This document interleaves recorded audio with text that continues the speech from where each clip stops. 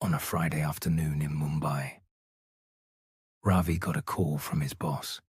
He recognized the voice immediately, the accent, the tone, even the slight impatience. It was Mr. Marwan, without question. He had worked with him for 6 years. He picked up, and 4 minutes later, he transferred 87,000 rupees. He hung up feeling good. He had handled it quickly. He had been helpful. He walked to Mr. Marwan's cabin to confirm, and Mr. Marwan was on a different call entirely. He had never spoken to Ravi that day, not once. Ravi was 34 years old, finance executive at a mid-sized logistics firm, not careless, not inexperienced. He handled vendor payments every week. He knew the process. He had caught suspicious emails before. He was exactly the kind of person who believed it would never happen to him. And that is precisely why it did. The call came through WhatsApp at 2:47 p.m. No video, just voice. Ravi, quick thing. I need you to process a vendor payment immediately. They've threatened to hold our shipment. The voice was Mr. Marwan's. The urgency was Mr. Marwan's. Even the slight irritation was exactly how Mr. Marwan sounded when deadlines were at risk. How much, sir? 87,000. New account. I'll forward details on WhatsApp. Should I get approval from... Ravi, I'm between meetings. Just handle it. Now. That was it. That was the entire conversation. 87 seconds. 87,000 rupees. What Ravi didn't know was that 3 weeks earlier, Mr. Marwan had spoken at an industry webinar, 40 minutes of recorded audio, publicly available on YouTube. That recording was fed into an AI voice cloning tool.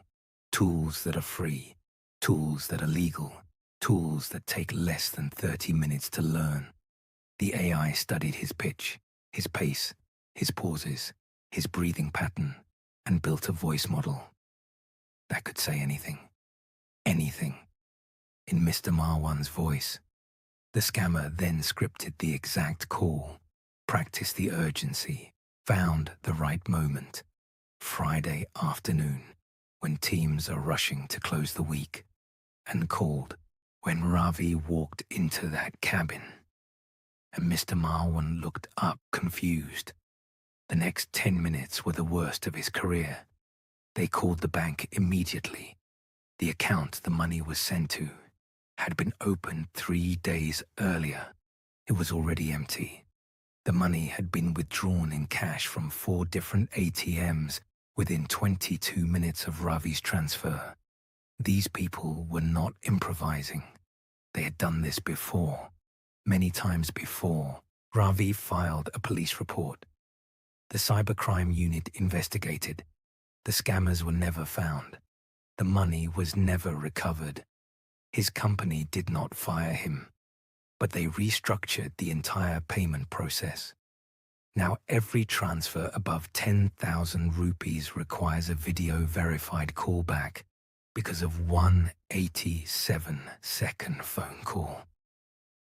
Ravi said something in an interview later. I didn't fall for a trick. I fell for a voice I trusted completely. And that trust was built by a machine. Ravi is not alone. In 2024, AI voice scams cost businesses and individuals over $25 billion globally. A finance worker in Hong Kong transferred 200 million Hong Kong dollars after a deepfake video call where every person on screen, including the CFO, was AI generated. This is not the future. This is happening now, in offices like yours, on phones like yours. So here's what you do.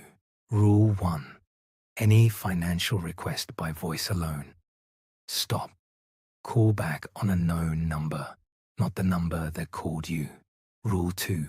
Create a verbal code word with your team for urgent payment requests.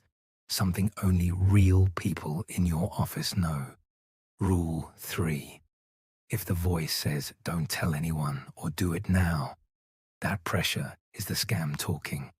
Real bosses can wait 90 seconds for you to verify. Fake ones cannot. Ravi still works in finance. He still answers calls. But now, before any payment, he asks one question. Not, "Is this my boss?" but, "Can I verify this is really my boss?" 2 seconds. That's all it takes. Forward this to your team. Forward it to your finance department. Because somewhere right now, an AI is learning someone's voice, and that someone might be your boss, or your parent, or you. This is the Digital Crime Vault. Every time, a real crime, a real victim, and the one thing that could have stopped it. If that matters to you, you know what to do.